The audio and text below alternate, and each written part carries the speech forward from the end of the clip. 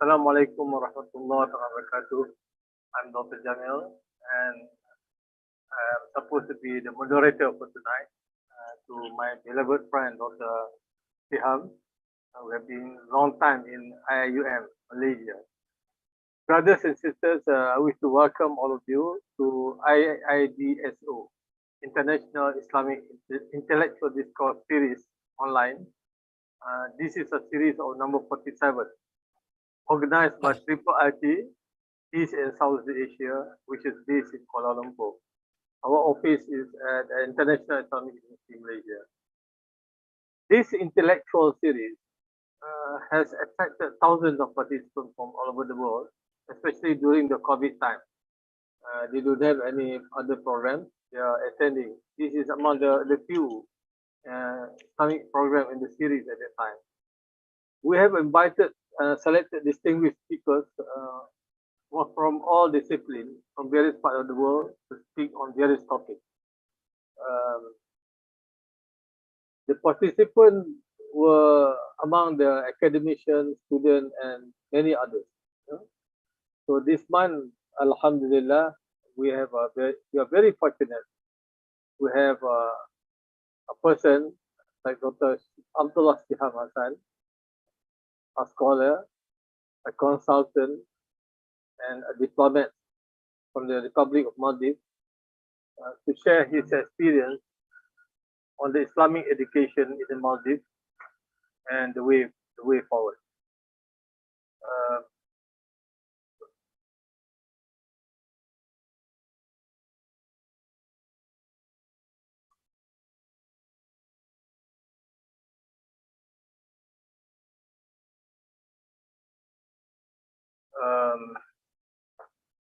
Let me introduce to all of you the background of the speaker. Dr. Abdullah Shiham Hassan has been one of the Islamic finance advisors for the Central Bank of Maldives, which you call it MMA, from the year 2008 until the Maldives Islamic Bank was established in 2010. So, Alhamdulillah. And he served as the chairman of Bank of Maldives, PLC, from 2011 until 2013. Dr. Shiham also was the board of director for Amanah Takaful Maldives, TCL, from the 2012 to 2019. And his academic background, so Shiham has obtained his PhD in law from IIUM, Malaysia, in 2008, and he also obtained Masters of Comparative Law, MCL, from International Islamic Malaysia. Before that, he obtained the LLB honors from University of Tasmania, Australia, with a combination of LLB Sharia component from Ahmadu Bello University, Nigeria.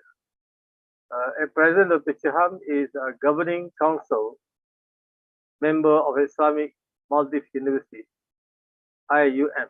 You don't call it IIUM. I think previously you call it IIUM, right? Appointed by the Ministry of Higher Education since 2019.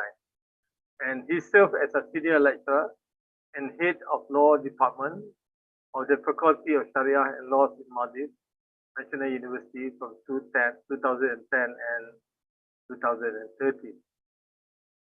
Previously, he has also held several positions in foreign diplomatic and civil services of Maldives since 1975, leading up to the acting High Commissioner of Maldives in Colombo, Sri Lanka. We have a very long profile of Dr. Shiham. If I read this, it would take another 20 minutes. So without further ado, I wish to call upon Dr. Shiham to deliver your lecture on the Islamic education in Maldives. And Dr. Shiham, you have 1 hour. Okay. Another 30 minutes, maybe you can give Q&A to the participants. Okay. Thank you. Assalamu alaikum wa rahmatullahi wa barakatuh to all the participants, and especially to Prof. Dato Jamil Osman, my good friend. Okay, ladies and gentlemen, sisters and brothers, Assalamu alaikum wa rahmatullahi wa barakatuh.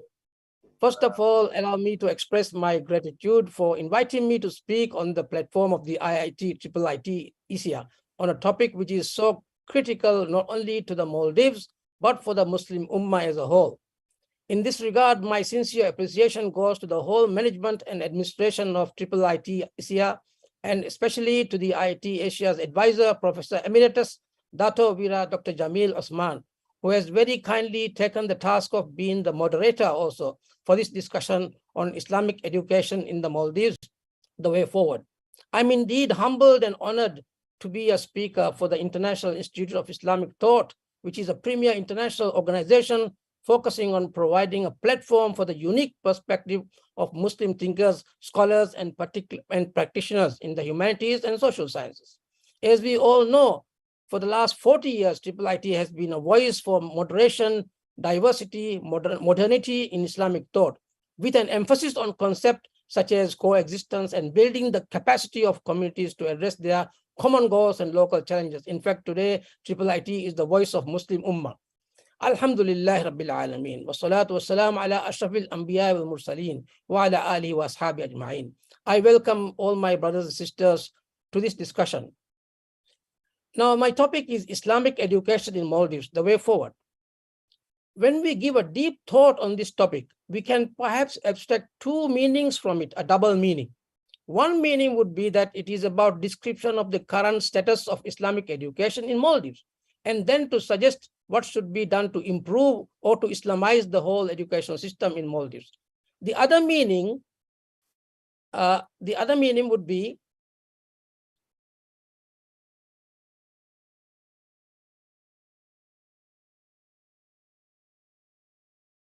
I got stuck a little bit here.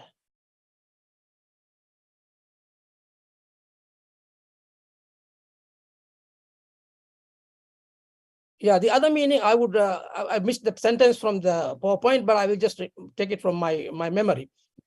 The first meaning, I said it would be a description of the current status of the Islamic education in Maldives, and then to suggest what should be done to improve or to Islamize the whole education system. I think I have got this clearly said. The other meaning would be how we can... Shiham, yes. Would you like to share your PowerPoint presentation? I did not prepare it like that, but it's in a different computer. Okay, fine. Sorry. Yeah. Okay. The other meaning would be how we can Islamize, we can deliver the Islamization of education to all the sectors of Maldivian life here, So in fact, the two meanings are very relevant to the topic and would be merged to make real sense out of it as my discussion proceeds.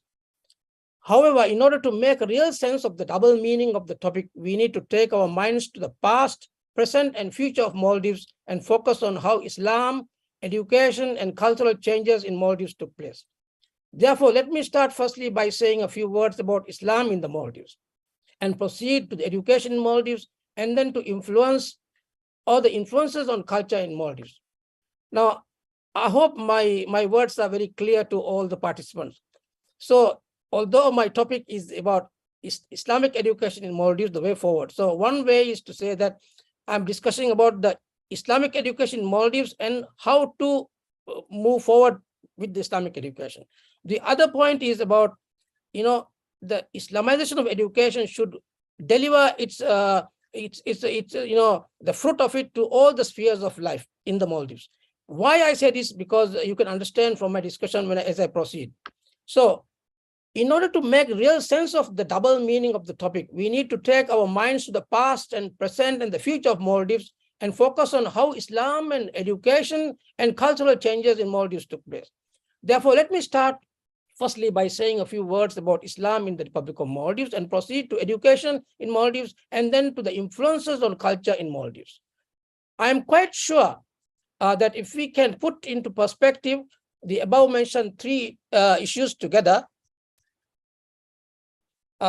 we can agree on the relevance of Islamization of education and the significance of delivering the benefits of Islamized education to all spheres of life in Maldives.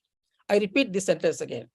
I'm quite sure that if we can put into perspective the above mentioned three issues together, meaning Islam, education, and culture, we can agree on the relevance of Islamization of education and the significance of delivering the benefits of Islamized education to all spheres of life in Maldives. Right. So if I may put it in very directly to the point, I would like to say that Islamization of education and reaching out the benefits of Islamized education to all spheres of life in Maldives, it would undoubtedly save Maldives from the current cultural identity crisis in Maldives, just as in many other countries in the Muslim Ummah. You would have heard that I have mentioned here the phrase called cultural identity crisis. This is the important thing that I'm trying to address here. From all these, my words and my sentences, I'm trying to discuss on this issue of cultural identity crisis.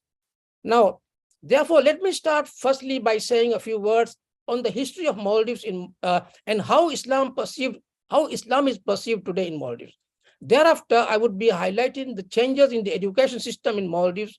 After that, when I will be explaining the issues that had led to the erosion of the traditional Maldivian Islamic culture in relation to the different spheres of life in Maldives, including economic, social, and political sectors. So therefore, I would want the participants to really focus on the argument that I'm raising here. Now, when we talk of the position of Islam in Maldives, the Republic of Maldives is an independent and 100% Muslim country, and the Constitution of Maldives in its section 2 states very clearly, quote, the Maldives is a sovereign, independent, democratic republic based on the principles of Islam and is a unitary state to be known as the Republic of Maldives. Furthermore, its section 10 of the Constitution unequivocally states that under the subheading state religion, that the religion of the state of Maldives is Islam. Islam shall be the one of the basis of all the laws of the Maldives. No law contrary to any tenet of Islam shall be enacted in Maldives. Now, you can see the importance of Islam in Maldives. The Constitution says that. So Islam is the state religion of Maldives. The 2008 Constitution states the significance of the Islamic law in the country. The Constitution requires that citizenship status be based on adherence to the state religion, which currently makes the country citizens 100% Muslim. So therefore, now Islam came to Maldives when? When did Islam come to Maldives? 1,153 years ago, almost 850 years ago, Islam came here. And today, I'm talking about the Constitution of Maldives, which says that the state religion is Islam. So therefore, we can see, how important Islam is to Maldives. Now, Islam is a state religion of Maldives, and adherence to it is legally required for citizens by a revision of the Constitution. Now, Article 9, Section D states, a non-Muslim may not become a citizen of Maldives. The religion of the state of Maldives is Islam. Islam shall be the one of the basis of all the laws of the Maldives. No law contrary to any tenet of Islam shall be enacted in Maldives. So the traditional Islamic law code of Sharia forms the Maldives basic code law, as interpreted to conform to local Maldivians, conditions by the, it has to be conformed to. When deciding matters on which the Constitution or the law is silent, judges must consider Islamic Sharia law also. So, non-Muslims in Maldives trying to promote or convert people to other religions, including the possession and distribution of non-Muslim religious materials, such as the distorted version of Bible, is illegal. Public worship by adherence of religions, public worship by adherence to religions other than Islam is also forbidden here. So, on the inhabited islands, the mosques form the central place where Islam is practiced. Friday is the most important day, as we all know. So, therefore, since Islam has the highest position and regard in Maldives, Islam has the highest position and highest regard in Maldives, we clearly understand that education in Maldives should also predominantly be Islamic. Now, there are 3 streams of education in Maldives. The traditional religious schools called Maktab, which teach the Quran, basic arithmetic, and the ability to read, write, Divahi, modern language, primary schools, and modern English language schools. So, now, traditionally, the education system in the Maldives had children learning the Divahi language, simple arithmetic, Arabic script, and the Holy Quran. These teachings took place in home-based centers called Edurge.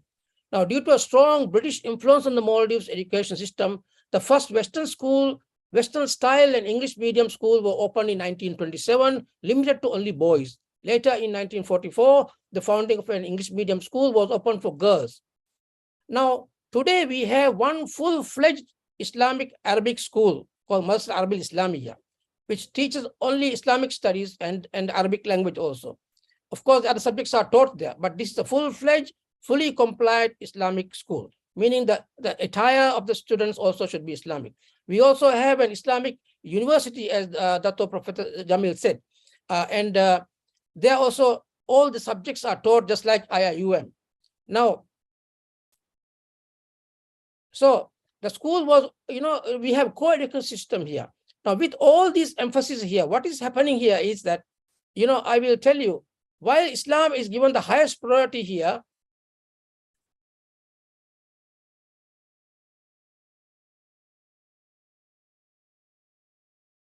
now what happens is, nevertheless, due to the undesirable influences from the following spheres of life in the Maldives, the traditional Maldivian Islamic culture had been sadly deprived of its original and pure form. This is my key issue here. We have Islamic education and we have to Islamize the education in the university and in the schools, but due to the undesirable influences from the following spheres of life, I'm going to mention them. The traditional Maldivian Islamic culture had been sadly deprived of its original and pure form. For example, when I take the economic sphere, economic influence on Islamic culture in Maldives. Now, tourism, for example, in 1972, the introduction of the Western style tourism in Maldives came about. You saw from the video clip that there was a lot of tourism in Maldives, and there is a lot of tourism in Maldives now. For example, when we have 150 resort islands, each island is a resort. But these resorts, okay, we attract tourists here. But what happens is, for example, alcohol is served in these islands, and pork is also served in these islands, which are haram in Islam. And again, gambling is there.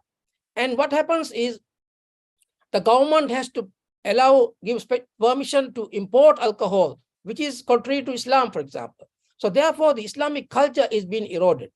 So on one hand, the development comes from the tourism, but on the other hand, the Islamic principles are being compromised here. Now, originally, these resorts were, isolated in isolated islands. Now, what I will tell you one more thing to make it easier. We have over 1,000 islands, and out of which 168 islands people are inhabited. And these resorts are also in about 150 islands. And these are isolated from the inhabited islands. So therefore, there is no intermingling of the tourists with the local people. So therefore, the local traditional Islamic culture were maintained until very recently. However, even in that sense, when the Maldivian workers or staff go and work in the resorts and come back, they have a slight influence of the Western culture in them. So this has also been a bit of a concern. Now, on top of it, what happens now is the guest houses has been permitted to be built on the inhabited islands, whereby the tourists come to the local inhabited islands and then they intermingle with the local people, and therefore our culture is being disturbed.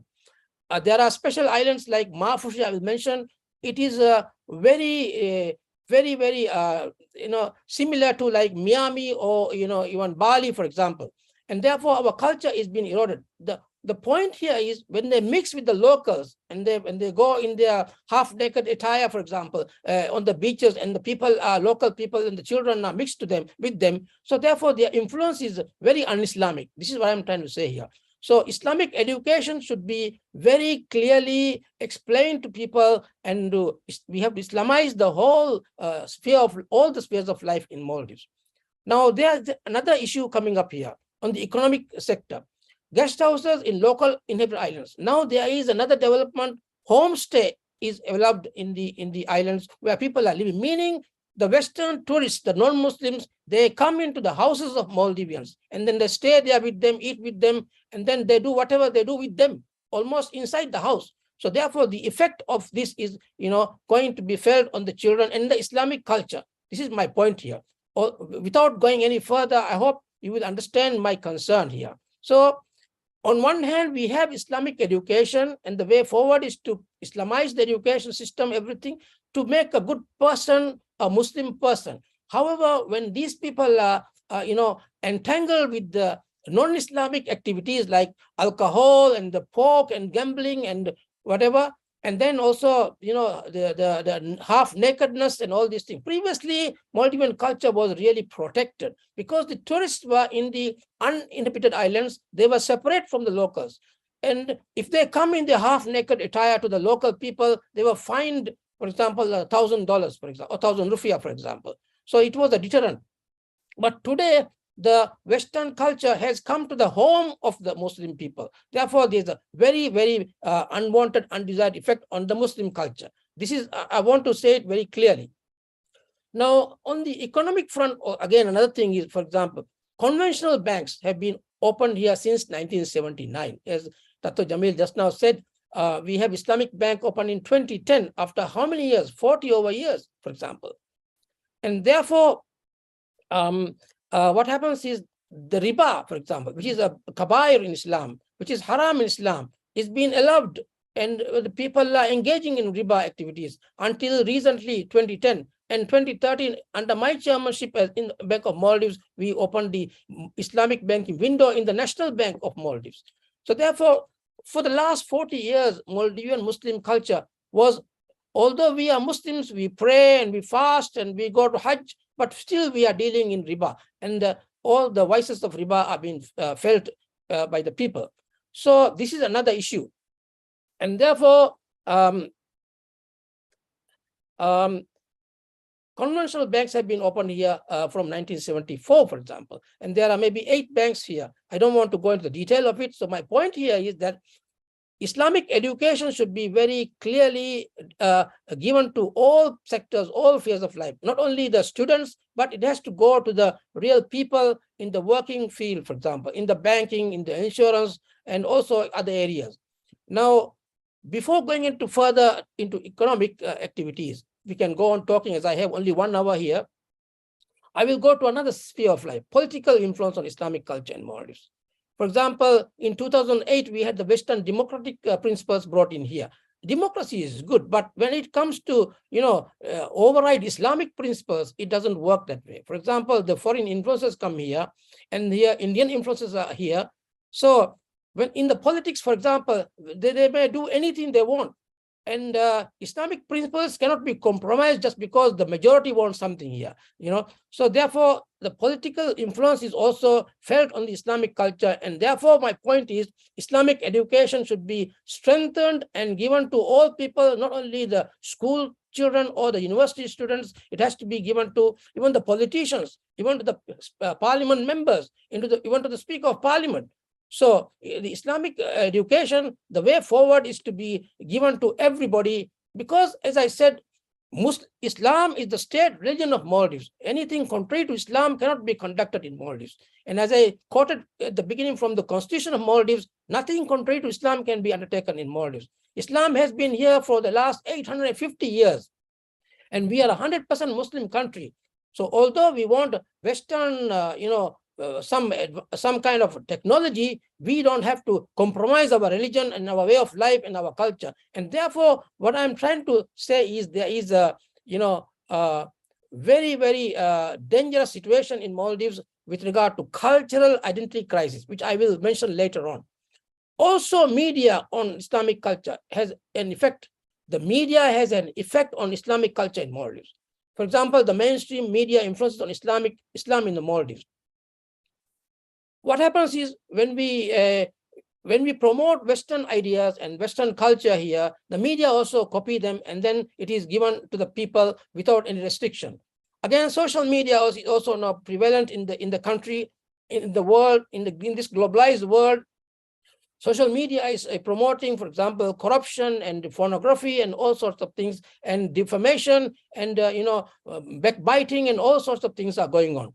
Again, the internet influence, for example, has also been felt on Muslim ummah here, also in Maldives, for example. And also the film industry. Maldivians are really, hooked to the Indian kind of movies here. And therefore, the Indian Hindu culture is also been, inbuilt in their nature, for example. I'm sorry if I have offended somebody, but this is the reality. Now, the cultural identity crisis I mentioned here is this.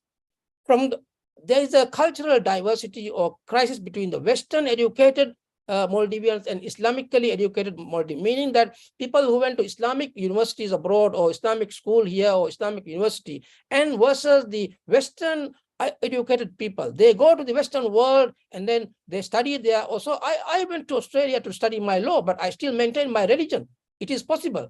But what happens is, the vices in the Western world are being sometimes, they take those bad habits and then come here and then, for example, promote.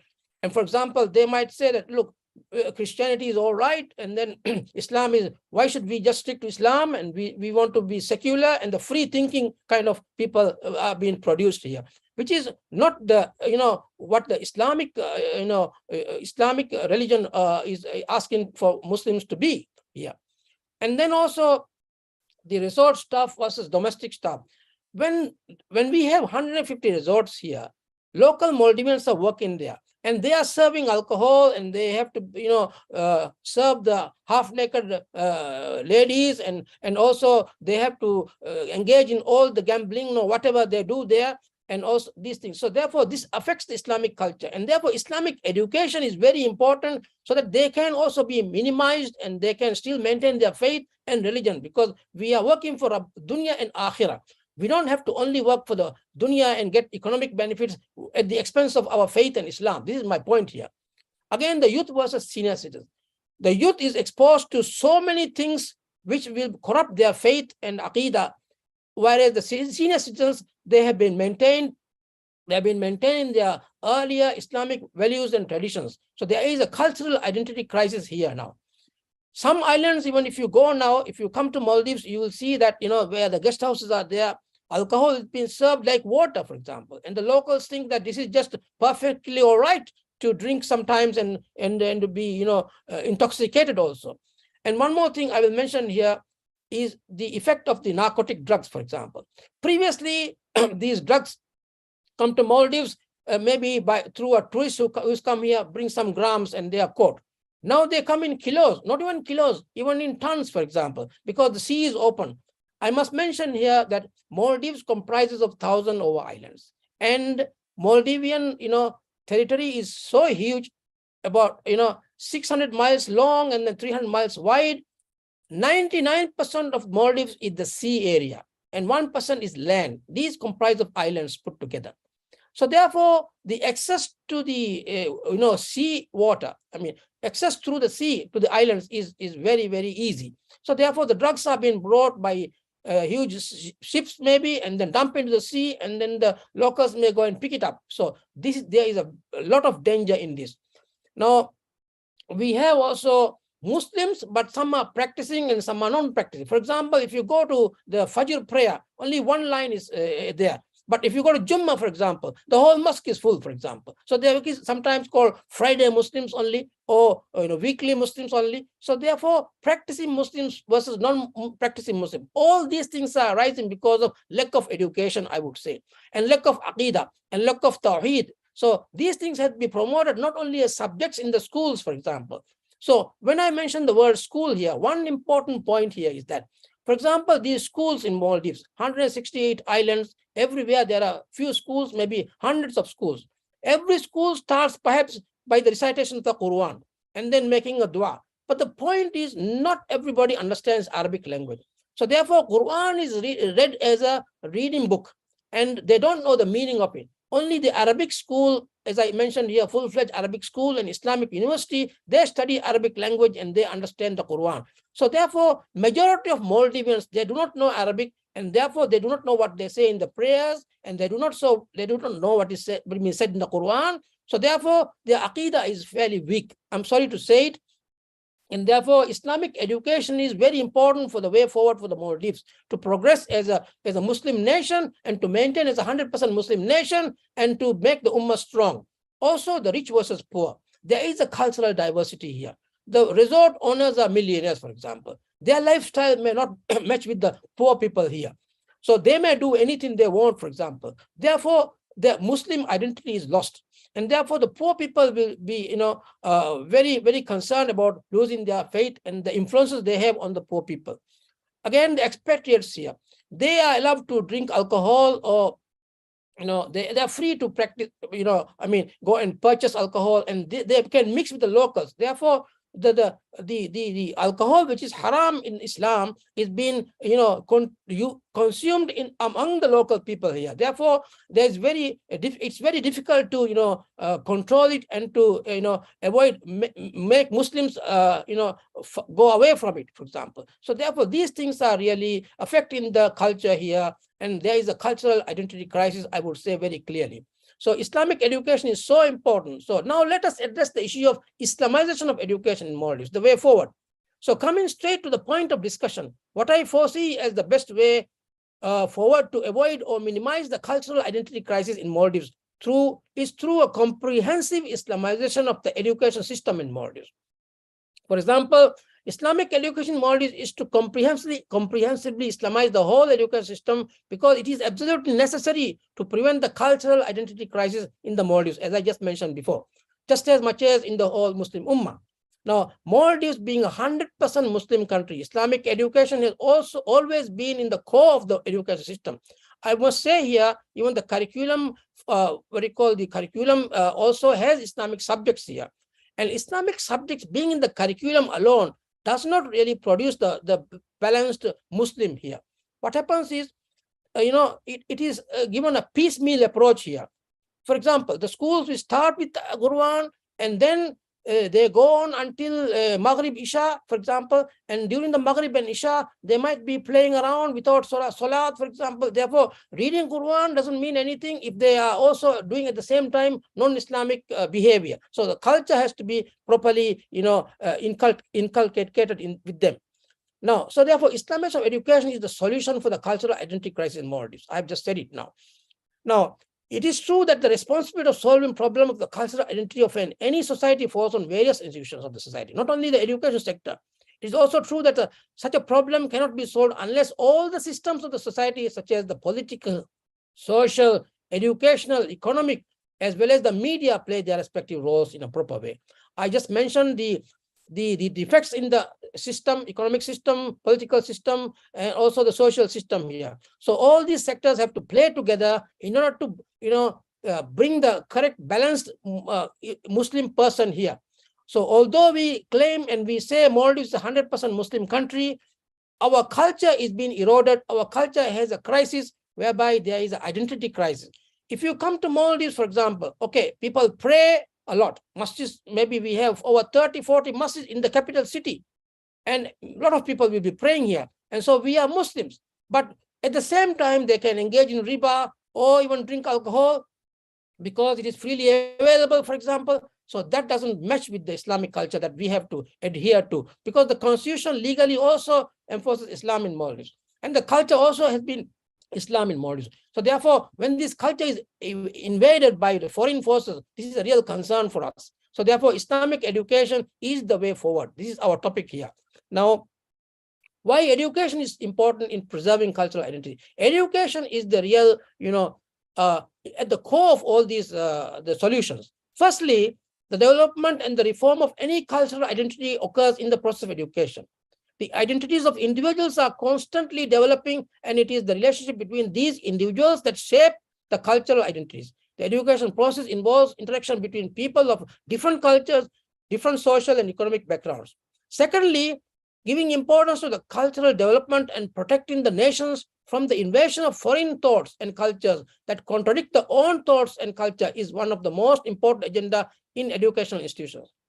Therefore, and thirdly, education is the primary approach utilized by different communities to protect and assert their value systems. Education is entrusted by nurturing young people, inculcating values in their hearts and minds right from the early ages. For example, education plays a great role in instilling values of loyalty, belonging in the minds, emphasizing on the fundamental pillars of nation. Through education, the cultural heritage, knowledge and values of a social group are preserved, and the continuity of its collective life is ensured. Now, I would want to emphasize here one more thing. You see, in the schools, for example, first of all, they have to teach Allah, who is Allah, the Tawheed, oneness of Allah, and the attributes of Allah. Asma'ul Husna has to be taught. Then when they know Allah properly, they will love Allah. And when they begin to love Allah, they will want to read Allah's letter, love letter, the Quran for us. And then only if they understand the meaning, they will, correct themselves and become proper Muslims. So this is very important. In the schools, what happens is the curriculum will have certain subjects, but the actual tawheed and the aqidah and the taqwa is not being developed. There are other co-curricular activities which are sometimes contrary to Islamic practices. So these things have to be very carefully, analyzed and corrected and rectified in order to bring about the cultural, unity and the cultural pureness that we had from the very beginning. As I said, Maldives has been a Muslim Islamic country for 850 years.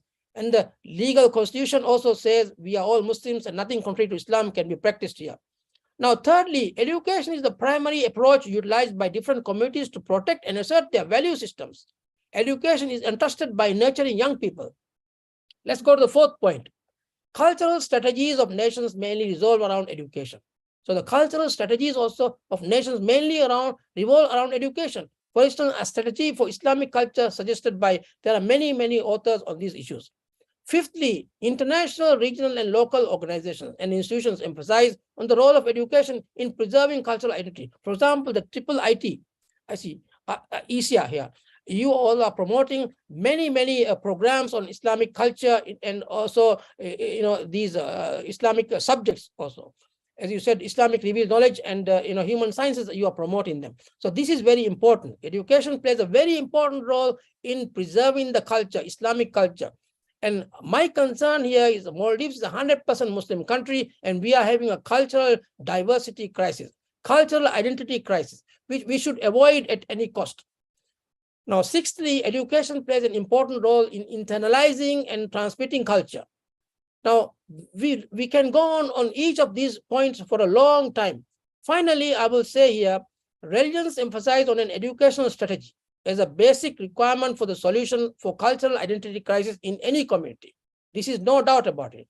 For instance, the solution for the cultural identity crisis in Muslim Ummah depends on an educational strategy which is based on very important two principles pointed by many, many authors. I don't want to list all the authors here. So therefore, importance of an Islamized education for Muslims is very, very crucial here. So I think I have said quite a lot here, and we can continue more, but coming back to the original point of here, Maldives here. You see, economic, social, and political spheres of life are being disturbed because of foreign forces that are, have been coming into the Maldives here, and therefore the Islamic culture is being disturbed.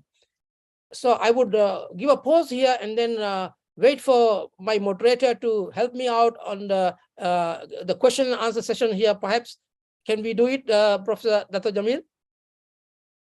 Yes, Shiham, I'm sure the participants have a lot of things to ask from you, inshallah. So would you like to stop here? Yes, please. Thank you very much, Dr. Shiham. I think we have about 40 minutes a lecture from you, and about 50 minutes from now. If you have any question to discuss, I think what has been highlighted by Dr. Shiham, Maldives is a unique country. It is a fully Islamic country in terms of name. As you said, it is 100% of the Muslim, with the population are Muslim, but you have a kind of cultural identity crisis. The system of education being brought up by the British during the independence, and then accept the law established under the Islamic law. But the economic aspect, as you said, 150 islands, part 168 are being occupied by the resort. Yes. These are the place where most of the tourists from all over the world will come to Maldives. So Yes. if you have not been to Maldives, please go to Maldives. I've been there at least 4 or 5 times, I know, and we've visited many islands, alhamdulillah. As you said, they are free to do anything in that island, in the resort. Alcohol being served, women are half naked, as you mentioned. So that's why the Westerners, they like very much to come to Maldives. The island is very far from one island to another island. Nobody disturbs.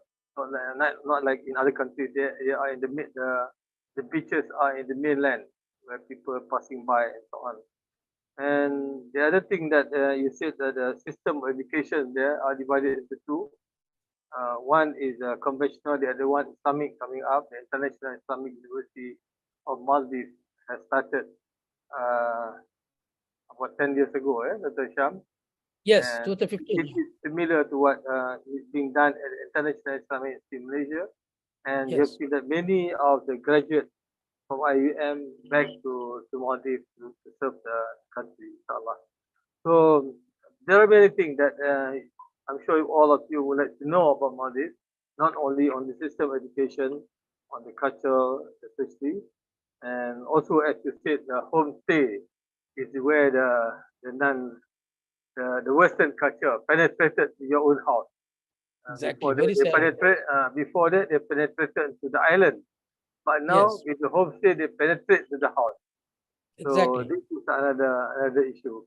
So we need some kind of strategy how to develop education in this kind of beautiful island country. So we Yes. open this to the floor for the members to ask questions. Please unmute yourself, raise your hand. The administrator will put you to unmute for you to ask questions.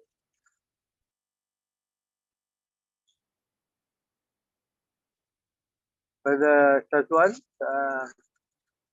any participant that would like to ask, please unmute them. We have our Maybe brother. I can give you a leading question, leading point here for a question here. Can I do that? Yes, why not? We have Now, brother Awalu. any question? Awalu to ask questions from Nigeria. Looks like Awalu wants a question, yeah? Yeah, he cannot unmute. Maybe yes. Shazwan, please put unmute. We already unmuted people. If anyone want to unmute, they can unmute. Please raise your hand like this. Okay. There. Walu wants to ask a question. Anyway, in the meantime, I will say something very interesting. Can I? You press the unmute. Make yourself be unmute. Okay, while we are waiting for the technical aspect of it, and yes, you can proceed, Dr. Shiham. Yeah. Now, we can have Islamic tourism in Maldives, whereby, for example, the family comes to Maldives and their rooms are quite isolated and protected from other people intruding into them, meaning their family can do the swimming in their swimming attire, whereby others cannot come and see or come and walk in. This is possible, and there are Islamic resorts in Maldives. I want to very clearly mention that. Not all the islands are just like the conventional style whereby everybody can move into any privacy. So this has to be made clear. And also we can have Islamic resorts without alcohol also, without pork and without gambling or maisir, for example. So there are certain resorts which are now strictly adhering to Islamic principles here. Some resorts do not even import alcohol, pork here, but alcohol is still there. So what I'm saying is we have to have a holistic approach here. In Islamic resorts is going to be a future, they're going to be a future market there, which I have also done a survey on this. Huge resorts, for example, they invest about $250 million or $300 million. And the owners say that these resorts are so high standard that people, even Muslims will come here and they don't want to drink alcohol. On this issue of alcohol, people may say, why am I so keen on discussing about alcohol? Actually, the tourists come to Maldives not because of alcohol. They come for the beach, as you said, and the beautiful nature here, the climate and the sky and the trees and the fish and the snorkeling and the diving. They don't come here to drink alcohol. But the problem is these resort owners, they want to make huge money out of it. So therefore, I advise that, being 100% Muslim country, we have to strictly adhere to Islamic principles. So therefore, what happens is the local customs import them, local people deliver them, local people serve them. And as Muslims, we are not supposed to engage in even buying or selling or serving or protecting or keeping in alcohol in any way, as we all know. So therefore, I think we should not have this identity crisis here, cultural identity crisis here. Some people think now alcohol is just like normal without haram. And, and even in Quran, Surah Al-Baqarah, it said, Ismuhuma akbar min naf'ihima. Although there is some benefit, the harm from it, gambling and alcohol and intoxication, is bigger than the little benefit they get.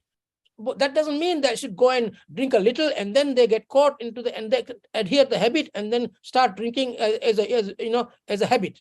Am I right or not? Yes. I can go on these issues a lot, but then please. I think we have our Professor Dato Hassan. He is the director for IIIT in Malaysia, and also he is the deputy chairman of the advisory committee to the Minister of Education in Malaysia.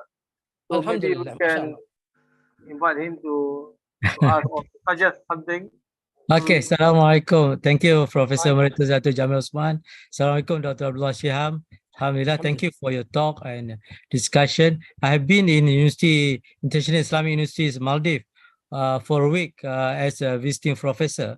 And Alhamdulillah, it's very good universities.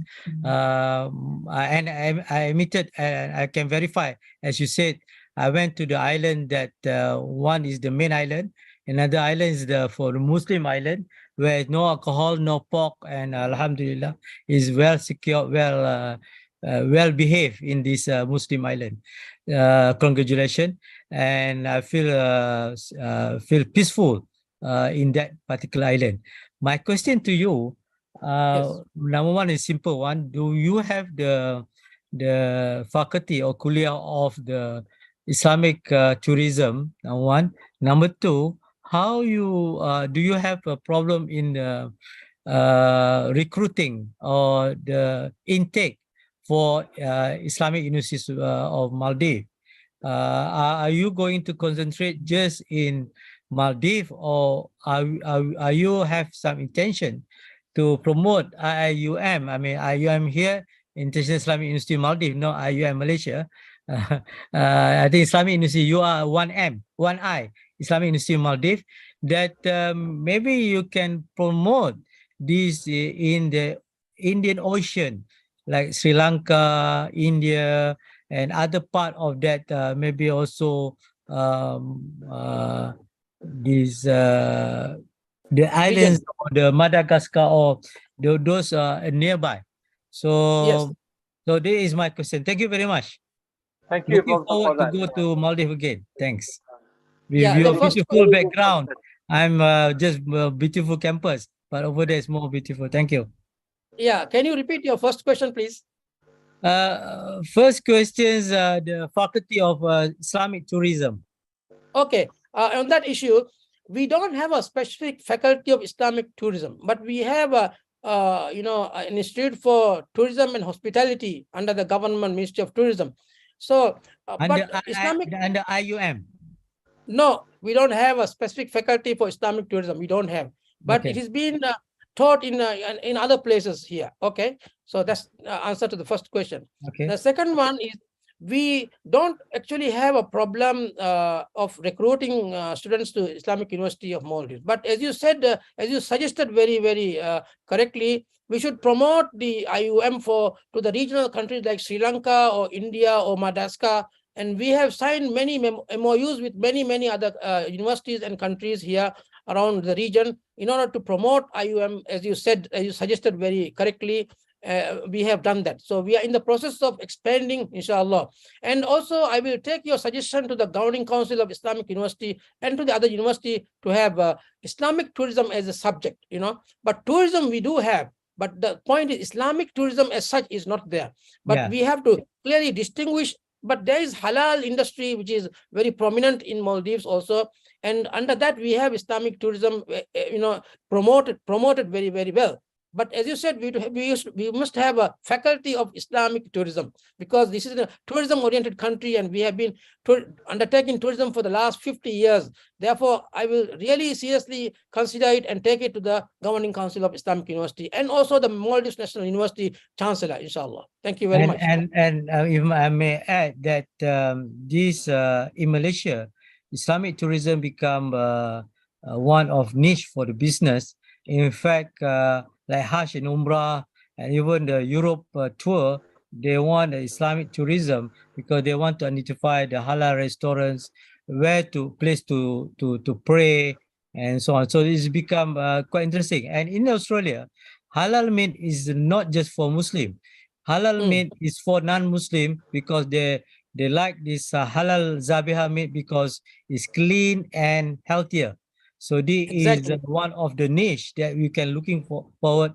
And if I'm not mistaken, Dr. Jamil Osman also involved in UiTM. They have this Islamic tourism and hospitality. Another suggestion that me and Dr. Jamil and other professor here in the group we like to go as a visiting professor for 1 month or for 1 week, or then you can have short courses, Islamic University, to teach like 1 month for Islamic economy. Professor Dato Jamil Osman can teach this. This is one of your niche that actually people come like me and others or will go there have their holiday plus working first then holiday. So this is and then everybody, the students also, if you're not just looking for the Maldivian, but you're also looking for the international tourists, they actually not just now we can say working, studying while working, but studying while holidaying together. So there is like you can package such way that is much better, and we're looking forward to collaborate. Thank you very much. Inshallah, Brother Muhammad Fazan, Professor, I will promote that idea, and inshallah we'll implement it. And as you said, we can really, produce good results from this program, inshallah. And all the un-Islamic things in the tourism industry can also be rectified, inshallah, through this kind of Islamic tourism faculty, for example, Hajj and Umrah, for example, and also, so there's a lot of potential to do that, inshallah. One more thing I will mention here is that there's medical tourism, which can be also inbuilt within the Islamic tourism and halal industry. Am I right or not? Yeah, because they go to, I still remember in Malaysia where people come to treat themselves medically, but at the same time, they go for holidaying. Meaning that they went to Penang. I think you're familiar with Penang. They go for treatment for 2-3 weeks, but another 2-3 weeks they go for relax and distress themselves. And this can you packaging it. And I remember I give a talk in ICT Islam where one of the students is your senator. So this is the potential is there. Yes. Also, Professor, I want to mention something. The beaches of Maldives, it's not only that beautiful white clear sands, but it is a medical, very, very important medicine. For example, people who have arthritis and pain in their joints, they go there and they bury their legs and the hands under that white sand, and they massage it, and then they cure it within months. Within a couple of months, they can walk back as a normal person. So, and therefore, this is really a traditional. I need that. Professor, this is very, very serious. I know people will send me for 1 month. No problem. I guarantee you, wallahi, brother Professor, you can cure yourself within a month or two, inshallah. And I will take full responsibility for that, inshallah. If not cure within 1 or 2, we can stay another 3-4 months. Okay, I will give you the chance of renewing it. We can teach there. No, it's not only. All right.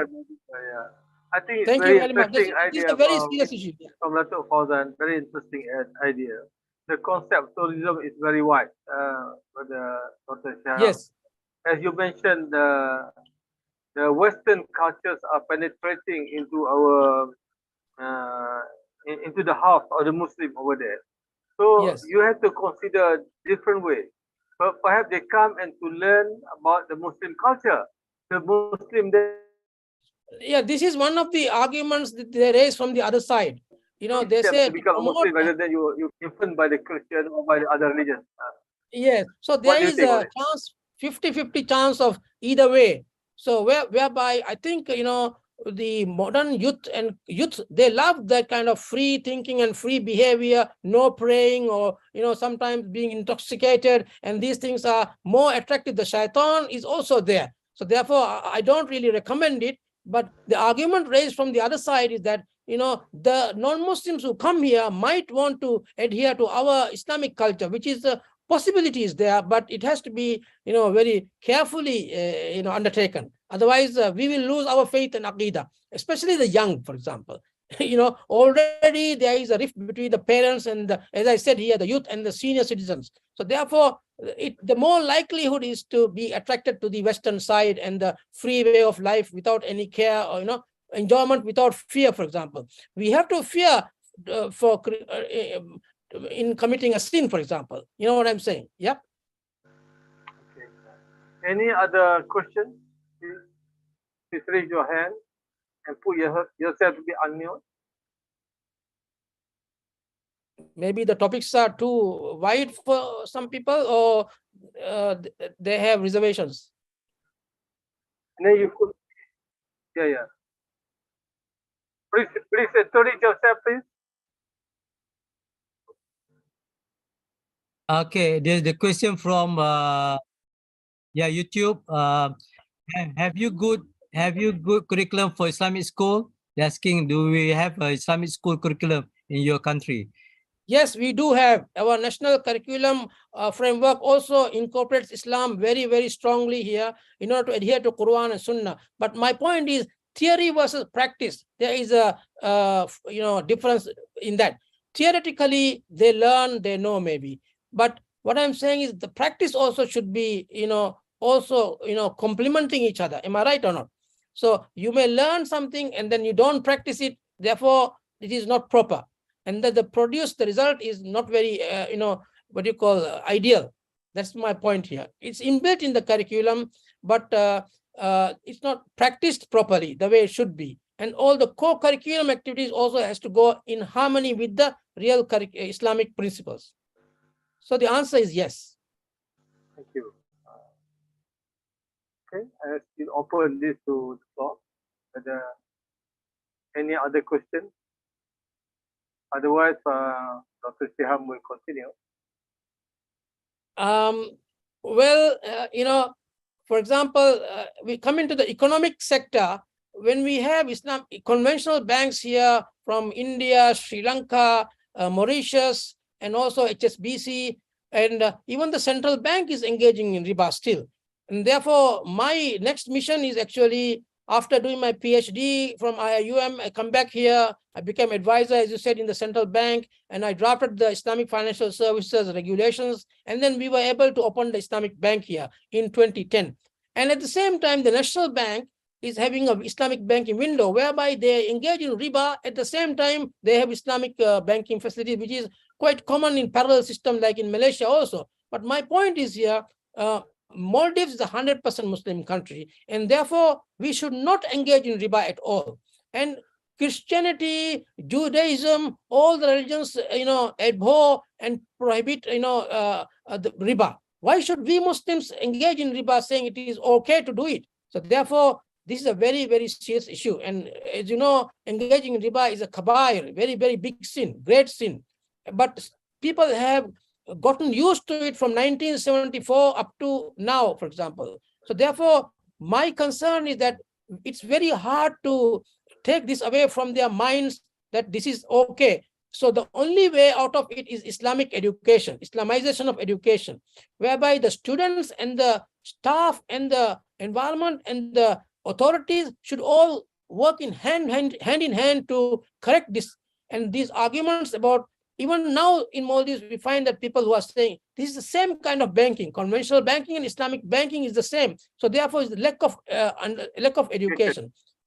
Yes, So you have one question from Rashid Nagari Muhammad. please. First, Brother Rashid. Brother Rashid, put yourself unmute. Maybe it is from Indonesia. MashaAllah.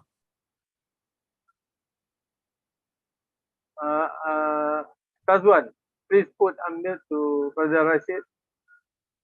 We already allowed to unmute, but he need to unmute himself. We cannot unmute him. He Brother need to do Rashid, it.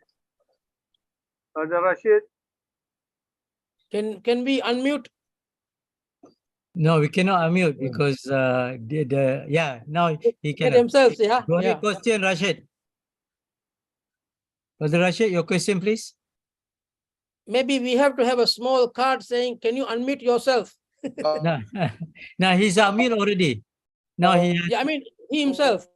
yeah, Rashid, you can ask questions now.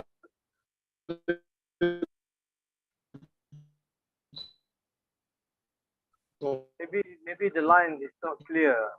Okay, Rashid is there now. Okay, please go ahead.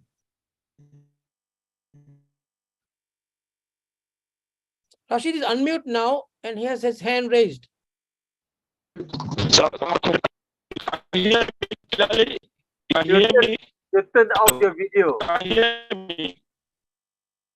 Turn off your video. Assalamu alaikum. Wa alaikum assalam. Yeah. Please, I want to ask a question about the Islamic here. Please, if somebody, government of the state has the people of the state that you can pay some of the money, like 6,000 naira per year for the health care. Is it haram in Islam or not? This is my question. We could not clearly hear your point. Are you talking about headgear or something? What was his question? Yeah, Islamic health care. Yeah, hijab. The hijab. Nigeria, yeah. The hijab, eh? They have Hijab. the people of the Okay, let me talk about the hijab now. Not hijab. Healthcare. Islamic healthcare. Okay. Islamic healthcare. Yeah. If the government of the state has the people of the state to pay 6,000 naira for the healthcare per year, Islam, is it haram or halal? Are you Dato clear? Jamil, have you got the question? My question is that how to pay the money for the government to make it to treat you yearly.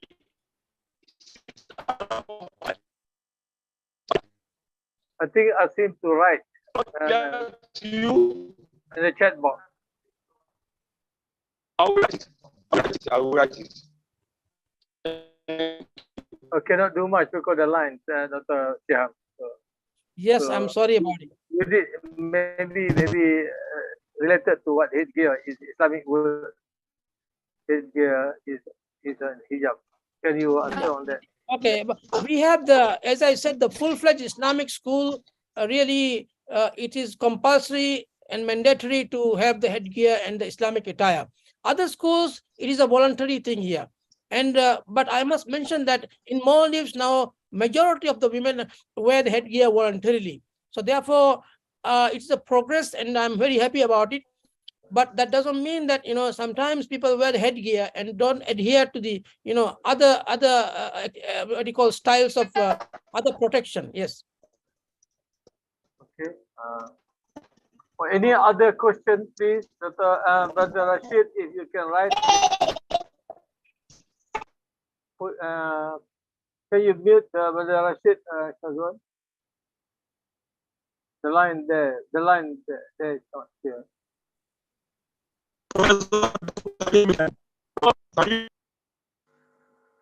No, we can't hear you, Brother Rashid. We can't hear you. Now he is mute. He's himself. Oh, mute is okay. You can write. You can write, and we can. Yes. Any other questions, please? We have about 25 more minutes. Please take this opportunity. It's not that easy to get our guest from this beautiful country of Maldives. Maybe some of you would like to visit whatever it is or to Yeah, study. you can ask. You can go and study in Maldives at Yes, international. they are all welcome to come here and study. Yeah. Inshallah. You have your masters and PhD there, right? Yes, we have masters and PhD as well, even in Islamic University of Maldives and also in the Maldives National University. Okay, please, other questions? Raise your hand or use the.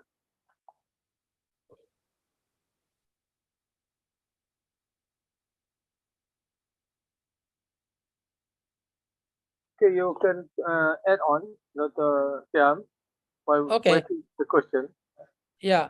Now I wanted to touch a If very you see anyone raising question, you can entertain that. okay. You have Dr. Gulam. Are you interested to? The Ghulam Mustafa there. Unmute. Can you put yourself on mute? He's That's there. why- I know, Yes. He is on mute. from Dr. Pakistan. Gulam. Okay. Salaam alaikum, Dr. Ghulam Mustafa. Walaikum assalam rahmatullahi wabarakatuh. Good to hear your voice, brother Dr. Ghulam Mustafa from Islamabad now. Yes, proceed, Dr. Gulam. I am audible to you all. Yes. We can hear Thank you you. very much. Thank you. I am Dr. Ghulam Mustafa for Pakistan.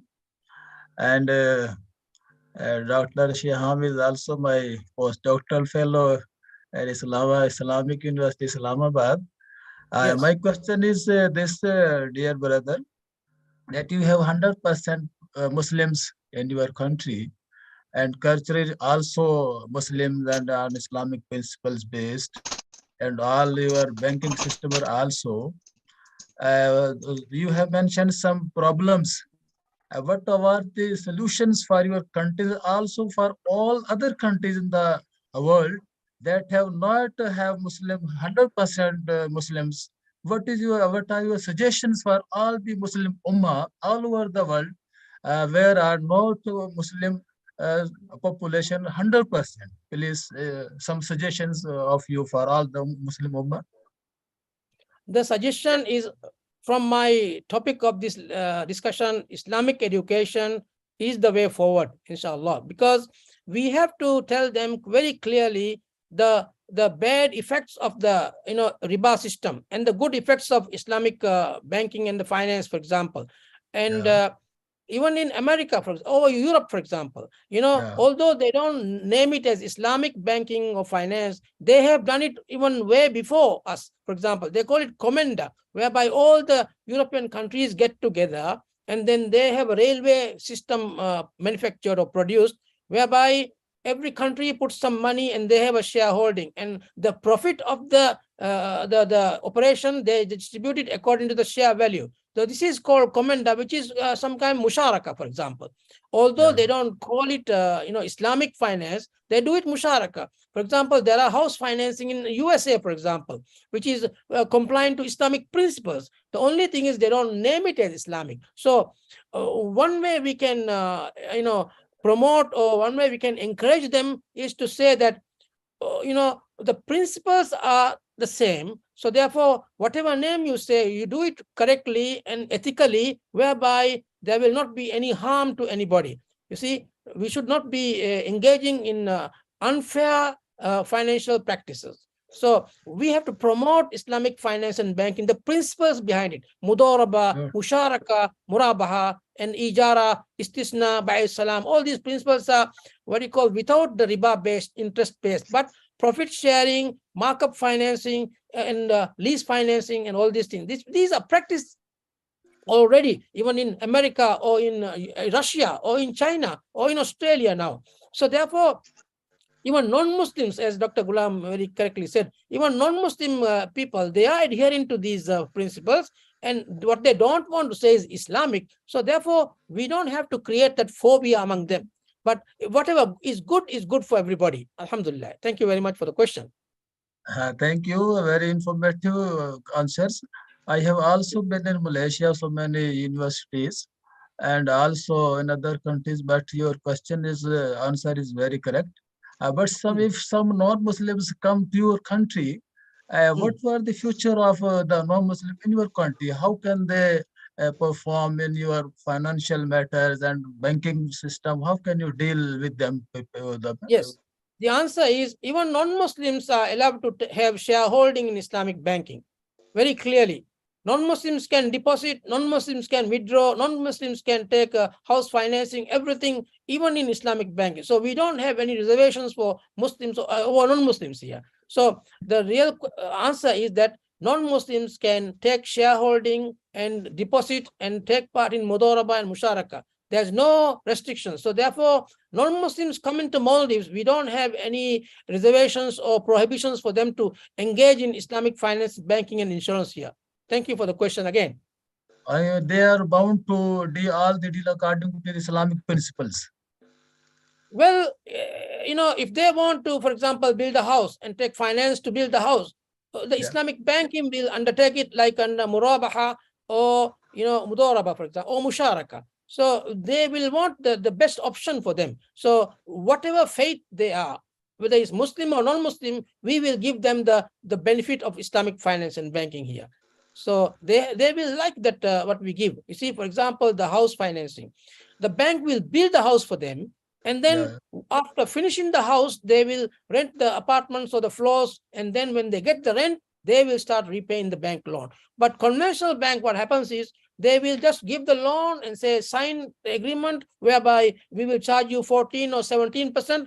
And therefore, even if the house is not built, the repayment has to be made. Again, the borrower will get into even bigger problems. So non-Muslims also will want the advantageous way, beneficial way, and the risk-free way, and that they can get the job done without falling into any debt as such. Okay. Thank you, my dear brother. I am very happy to see you on the screen. Inshallah. Alhamdulillah. Allah bless you. All your Thank you. Thank you, Dr. Ghulam. Thank you. Thank you. Thank you. Yeah. You okay? We had this one question, Brother Muhammad Abdul Basit. Can you unmute yourself? Okay, sir. Assalamu alaikum. Wa alaikum assalam. Sir, I'm from India. I joined in the conference very lately. When I was doing, the talk was going on the screen about Islamic tourism. I see. I don't know. Is it good to ask you to repeat the explanation again once you have explained the term Islamic tourism? I didn't get the clarification about the term Islam. What is actually means the term Islamic tourism?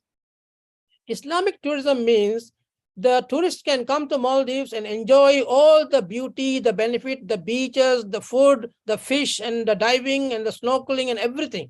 But only thing they will not have is alcohol or gambling or pork. And if the family wants to be isolated from other people, their ladies can go in swimming attire without being seen by others. So there will be protection from their room up to the beach, and they'll be exclusively. Or if they want the swimming pool to be inside their apartment, it's possible. There are many resorts, for example, they have their swimming pool inside the apartment. Even my Arab colleagues, they come here to the rooms and the apartments where they have the swimming pools inside the bedroom, for example. So Islamic tourism means they will not engage in any haram or prohibited item in the Islamic religion. For example, alcohol is haram, pork is haram, and gambling is haram, pornography is haram, use of narcotic drugs is haram, and also nudism is haram, and the women cannot go half naked with the other men, for example, freely. So Islamic tourism means the families will be protected, their ladies will be protected, they cannot be seen by others when they are swimming or bathing. Are you very clear now? Okay, thank you, sir. Shukran, jazakumullah. Afwan. Shukran for the question. Mr. Ghulam again. Yes, please. Welcome. Unmute. Okay. Thank you. Assalamu alaikum. Sorry for disturbing you again, dear brother. You have used the terms medical tourism and other terms. What is the difference between? How can you please explain? Medical tourism. Medical tourism is, for example, people who have arthritis or pains in their joints. they can be treated on the beach of Maldives. The white sand, for example, very, very clearly, I'm telling you, people who have arthritis, who cannot walk properly, they go and bury their body half or the leg or the hand under the white sand and keep it for some time. And the salt water will be poured from the waves to the hand or the body. And the massage will be done with the sand and with the water, salt water, which is medically very, very good. And people can walk within a month or two, for example. And also the sunbathing. Even the Western people, they come and do the sunbathing because it is healthy for their bodies. They have been living in very cold climate, and they come to Maldives and then do the sunbathing. Their bodies become really, healthy, wealthy, for example, and they are very relaxed, for example. And the tension, for example, I know a doctor in Malaysia always says everything is due to tension. And when they come to Maldives and they relax at the beach and have good fish and the food here, local food and coconut and stuff, they become relaxed and the tension goes away. So there is a medical effect here. And also the old people who are in the old age homes, for example, in Europe, if they can come to Maldives and do this therapy, they will be much better and healthier again. And also the fish and the coconut products, it is very healthy also. I can go on explaining more of the Islamic tourism or the medical tourism here. Even in UK, for example, medical tourism is flourishing. The old people, they go in cruise liners, for example, and then they stay in their cruise liners and then they don't have much movement, for example. But in the islands here, if they come here, they can jog, they can snorkel, they can walk on the beach, for example. For example, the foot massage, it is automatically undertaken when they walk on the beach. The foot gets a very, very good massage without much of a trouble. So the island itself is naturally, and also the swimming. Wallahi, you ask any doctor, swimming is the best exercise, even better than any gym you can name it. For the pressure, for the cholesterol, and you name it. So, for example, Dr. Ghulam Mustafa and my brother Muhammad from India, they come to Maldives. I will show you the benefit of medical tourism, inshallah, including Dato Jamil, Professor Jamil. I invite you. Inshallah. So Dr. Ghulam also will join me, inshallah, there. Okay, thank you. Okay, any other questions, please? You can, Dr. Shiham, can you look at the chat box? Chat box. There are two questions there. Two questions, the chat box. Let me have a look at chat box, my God. There are two questions. Chat, okay, there are 20 questions there also, mashallah. Please, our state government has the people of the state pay 6,000 naira only per year for health or treatment if you like. Can we take it as life insurance? That's my question. Okay. Now, state government has the people of the state to pay 6,000 naira in Nigeria only per year for health treatment if you like. Well, if it is a life insurance, there is a difference between insurance and life insurance, for example. Do we want to go to takaful principle here? You see, any insurance policy based on riba is haram. So, for example, the premium paid to the conventional insurance companies, they reinvest or invest in riba generating transactions, and they will keep the profit for themselves. And only if the insurer is in trouble, they will pay from the riba generated profit. So, which is haram. But Islamic insurance, what they do is, they invest in Islamically approved transactions, and then they generate profit, and then they deposit part of it with the participant's account here. And also, when they face a crisis or a hazard, they will repay from the halal investment. So therefore, there is a difference. I don't know whether the question says, can we take it as life insurance? What is life insurance? Are you talking about life insurance or any other insurance? There's nothing called LIVE insurance. That's my question. Thanks. So I don't know whether they have got the question correctly. Any other question on the dashboard? I will try to have a look.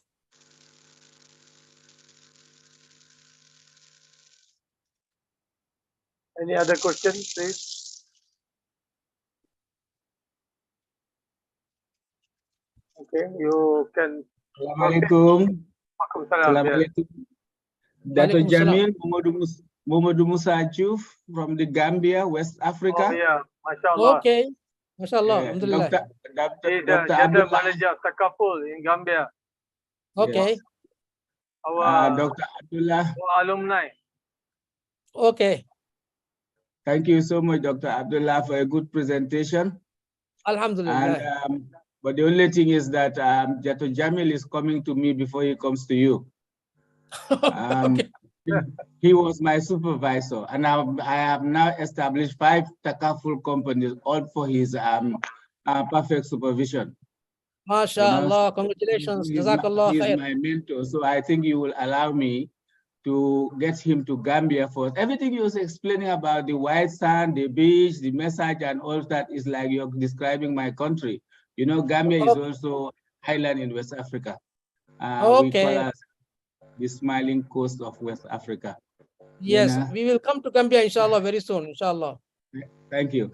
I think something that you just mentioned that bothers me very much is this concept that is being adopted by conventional financing, that they don't want to call it Islamic insurance or Islamic bank, they call it ethical financing.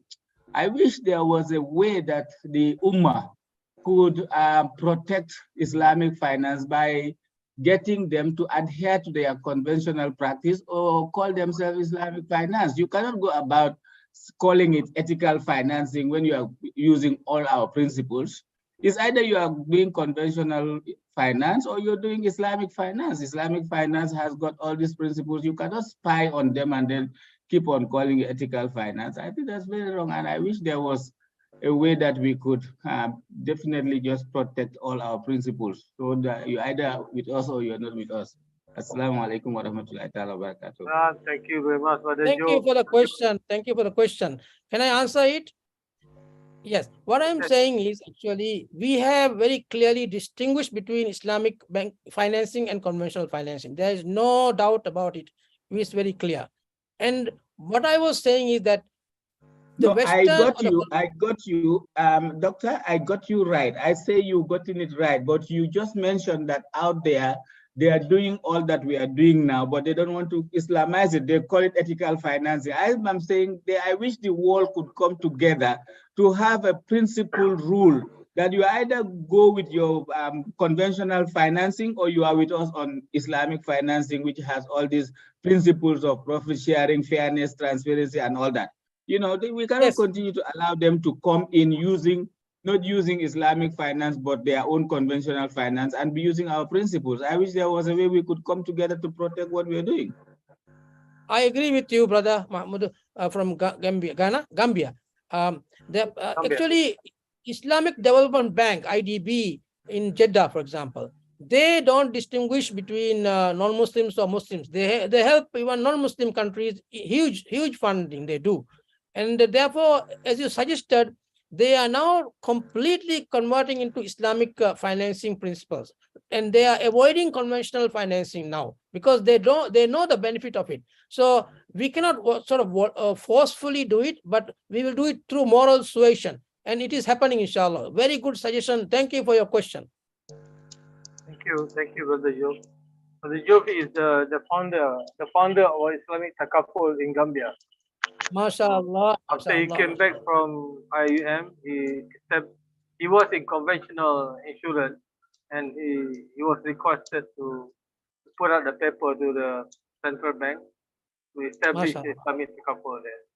Alhamdulillah, Alhamdulillah. In fact, after I did my MCL, Master of Comparative Laws at the IIUM, and Professor Dato was my supervisor. And as I finished my master's thesis on the Sharia and legal aspects of introducing Islamic insurance in Maldives, I submitted the thesis to the Central Bank of Maldives, MMA, Maldives Monetary Authority, and they really accepted it. And then, the Islamic insurance was initiated here, and Amana Takaful Maldives now is a public limited company here, of which I was the board member for the last 9 years, inshallah, alhamdulillah. Yeah, so, I will put both of you to be in touch, inshallah. Inshallah, thank you. So we have the last question, I think. Okay. Brother, the companion. Assalamu alaikum wa rahmatullah. Yes, welcome. Assalamu alaikum wa rahmatullah. Abuja. Assalamu alaikum. Walaikum Yeah, salam. salam. Walaikum salam. Now, alhamdulillah, it is very interesting to know that Maldives is 100% an Islamic country, as it has been said. Very interesting to know that such a country exists apart from Iran, which we need to be, and perhaps Saudi Arabia. So, but what concerns me is that having known that, very interesting, the presenter have said that there's some complication, or there are some problems in the identities, I mean, in the government's, officials or the government institutions exhibiting the complete Islamic identity or way of life. So I wonder where the countries get it wrong, why you cannot, if you said, as you claim, that the country is 100% Muslim. So what is the problem? Where is the problem coming from? I want to ask, is it that the form of government that is existing in that country is not 100% Islamic? The government, the system of government has been run there. So if that is the case, what is the plan that is in place or that you are having that to kind of have a control, a complete Islamic system of government? Because it's from the top that to be able to effect, the change that you want to see in all the sectors or the public institutions to be rightly Islamic in their way of doing things. So what is lacking, and what is the plan towards Islamizing the government of Maldives completely 100%? Assalamu alaikum. Walaikum assalam wa rahmatullahi wa barakatuh. Thank you very much for the question. It's a great question. In fact, it is the political will that is hindering all these things, because the Western democratic style of government has come in here. For example, the ruling party has the majority in the parliament, and then whatever they decide will be implemented. So therefore, this is the issue here. So therefore, the solution is the Islamic education, and when it is really understood clearly by the majority masses in the public, even the political will has to bow down to it. So therefore, my solution and my suggestion is Islamic education is the way forward for all these problems. See, the politicians think like the religion and the state are two different things. The state can do whatever they want. If the parliament has the majority, they pass anything, any law, so and then becomes a law. But my question is, although democracy is, the will of the people, it cannot contradict the Islamic law. And as I started my discussion today, even the Constitution of Maldives, Section 10 and Section 1 says the religion of the state of Maldives is Islam. Therefore, even if the parliament, the majority vote on something, anything contrary to Islam cannot be accepted. For example, the LGBT, or you name it, or drugs, or alcohol, or certain waiving of plea bargaining, and these things cannot be undertaken. And therefore, my argument is that our laws, our faith, our culture is based on Islam, and therefore we have to strictly adhere to it. Now, let me go into real political science here. For example, when we have the constitutional law which states that there is executive and the judiciary and the legislature. Now, what happens is, for example, the legislature, the supremacy of parliament is there, but they cannot be supreme above the Islamic law or the Quran and Sunnah. And there must be, the Islamic scholars and Islamic experts. They have to really, promote and do more da'wah in order that public will understand. And the public will, of course, force their parliament members to rectify their arguments and their position. So therefore, the solution is education, and solution is moral suasion. Even the judges has to be really qualified, properly trained in Islamic law and all these principles of economics and Islamic finance.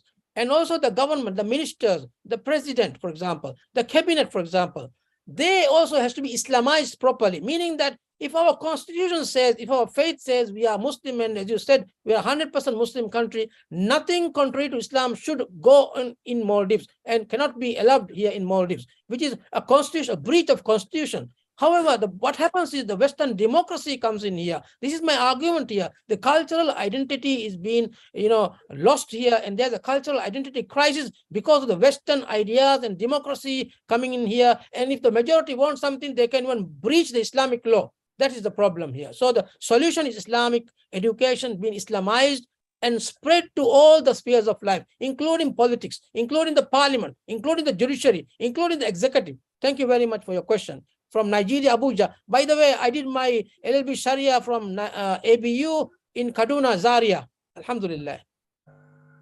So you're alumni of Nigeria. ABU. Yeah. Yep. ABU. So thank you very much, Dr. Shiham. We have come to the end of our discussion today.